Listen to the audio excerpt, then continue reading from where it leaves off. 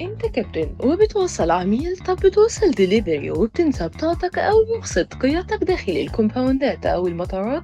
ده بيخليك تتأخر على العميل. مش بس كده، انت بتسلب البطاقة او الرخصة، وده بيعرضك انك ممكن تنساها وترجع تاني تجيبها. احنا عرفنا انت بتتعرض لايه، وعرفنا كمان لو رخصة القيادة ضاعت انت هتتعرض لايه، وقررنا نساعدك بأبليكيشن كويك باس. قرر يسهل مشوارك. انت ككابتن توصيل او سائق دليفري نادي مطار كومباوند، مش هتحتاج تطلع بطاقتك الشخصية او رخصة قيادتك. هنحافظ على وقتك ووقت العميل بدون طابور لاستلام رخصة قيادتك.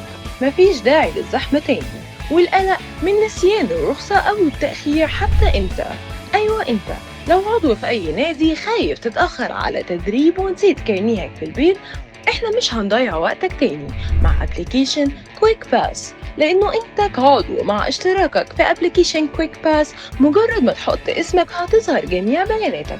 كل اللي عليك هتحمل كويك باس مع التطبيق وتسجل جميع بياناتك كاملة، وبمجرد وصولك إلى كومباوند أو مطار أو حتى نادي مشترك فيه، هتظهر الكارت الخاص بك، وبمسحة هيظهر كل بياناتك في ثواني.